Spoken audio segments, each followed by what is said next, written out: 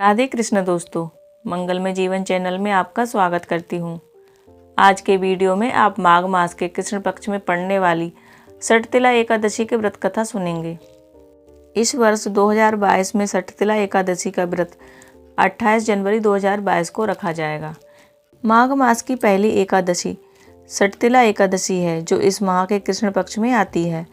हर एकादशी की तरह ये भी जगत के पालनहार भगवान विष्णु को समर्पित होती है। इस एकादशी पर तिल के दान समेत 6 तरीकों से तिल का प्रयोग करने का विशेष महत्व है। कहा जाता है इस व्रत को करने से व्यक्ति को पुण्यफल प्राप्त होता है, जो हजारों वर्षों की तपस्या, स्वर्णदान और कन्यादान से मिलता है, वही पुण्य इस एकादशी के व्रत से मिलता है। इस पुण्य के प्रभाव से व्यक्ति जीवन में सारे सुख प्राप्त करता है, इसके बाद मोक्ष प्राप्त करता है। व्रत के दौरान व्रत कथा सुनने का भी विशेष महत्व होता है। अगर हम व्रत रखते हैं और व्रत कथा नहीं सुनते तो उसका हमें पूर्ण फल प्राप्त नहीं होता। इसलिए हमें व्रत रखने पर व्रत कथा अवश्य सुननी चाहिए। सठतिला एकादशी की व्रत कथा शुरू करते हैं। एक समय दलभ्य ऋषि ने पुलस्त ऋषि से पूछा कि हे महाराज, पृथ्वी लोक में मनुष्य ब्रह्म हत्या आदि महान पाप करते हैं, पराय धन की चोरी तथा दूसरे की उन्नति देखकर ईर्ष्या करते हैं, साथ ही अनेक प्रकार के व्यसनों में फंसे रहते हैं, फिर भी उनको नरक प्राप्त नहीं होता। इसका क्या कारण है? ये न जाने कौन सा दान पुण्य करते हैं जिससे उनके पाप नष्ट हो जाते हैं। यह सब कृपा पूर्वक आप कहिए। पुलस्त मुनि कहने लगे कि हे महाभाग, आपने मुझसे अत्यंत गंभीर प्रश्न पूछा है। इससे संसार के जीवों का अत्यंत भला होगा। इस वेद को ब्रह्मा, विष्णु, रुद्र तथा इंद्र आदि भी नहीं जानते, परंतु मैं आपको यह गुप्त तत्व अवश्य बताऊंगा। उन्होंने कहा कि माघ मास लगते ही मनुष्य को स्नान आदि करके शुद्ध रहना चाहिए। इंद्रियों को बस में करके काम, क्रोध, लोभ, मोह, अहंकार, ईर्ष्या तथा द्वेष आदि का त्याग कर भगवान का स्मरण करना चाहिए। पुष्य नक्षत्र में गोबर, कपास, तेल मिलाकर कंडे बनाने चाहिए। उन कंडों से 108 बार हवन करें। उस दिन मूल नक्षत्र हो और एकादशी तिथि हो तो अच्छे पुण्य देने वाले नियमों को ग्रहण करें। स्नान आदि नित्य क्रिया से निवृत्त होकर सब देवताओं के देव श्री भगवान विष्णु का पूजन कर एकादशी का व्रत धारण करें। रात्रि को जागरण करें। उसके दूसरे दिन धूप, दीप, नैवेद्य आदि से भगवान का पूजन करके खिचड़ी का भोग लगाएं। तत्पश्चात पेठा, नारियल, सीताफल और सुपारी का अर्घ देकर इस प्रकार स्तुति करनी चाहिए। हे भगवान, आप दीनों को शरण देने वाले हैं, इस संसार सागर में फंसे हुओं का उद्धार करने वाले हैं। हे पुंडरीकाक्ष, हे विश्वभावन, हे पूर्वज, हे जगतपते, आप लक्ष्मी जी सहित इस तुच्छ अर्घ को ग्रहण करें। इस प्रकार प्रार्थना करने के पश्चात जल से भरा हुआ घड़ा ब्राह्मण को दान करें तथा ब्राह्मण को श्यामा गौ और तिल पात्र भी देना उत्तम है। तिल स्नान और भोजन दोनों ही श्रेष्ठ हैं। इस प्रकार जो मनुष्य तिलों का दान करता है उतने ही 1000 वर्ष स्वर्ग में वास करता है। इन 6 तरीकों से तिल को उपयोग में लेना चाहिए। स्नान के जल में तिलों को डाल के स्नान करना चाहिए और तिल का उबटन लगाना चाहिए। तिल का हवन करें, तिल का तर्पण करें, तिल का भोजन करें और तिलों का दान करें। ये तिल के 6 प्रकार हैं। इसके प्रयोग के कारण यह सठतिला एकादशी कहलाती है।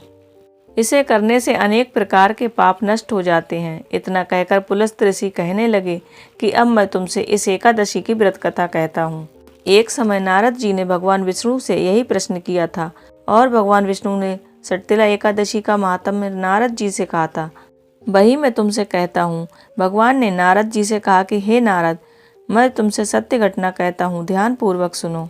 प्राचीन काल में मृत्युलोक में एक ब्राह्मणी रहती थी। वह सदैव व्रत किया करती थी। एक समय वह 1 मास तक व्रत करती रही। इससे उसका शरीर अत्यंत दुर्बल हो गया।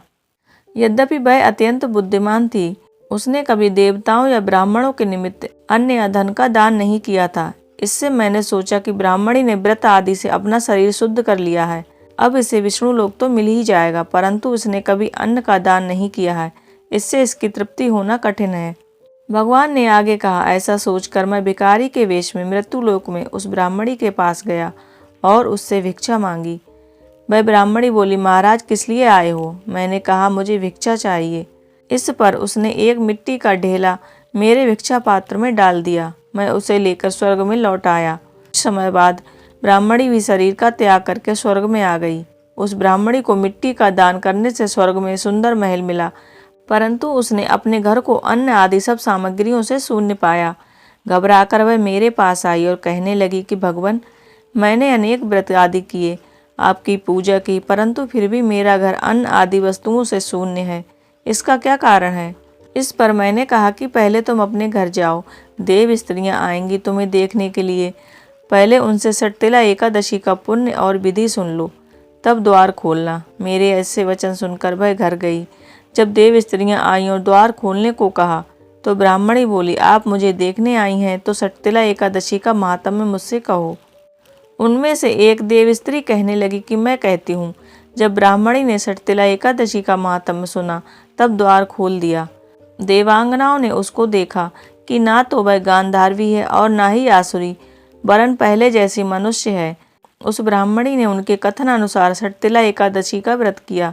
इसके प्रभाव से वह सुंदर और रूपवती हो गई तथा उसका घर धन धान्य आदि सभी सामग्रियों से भर गया।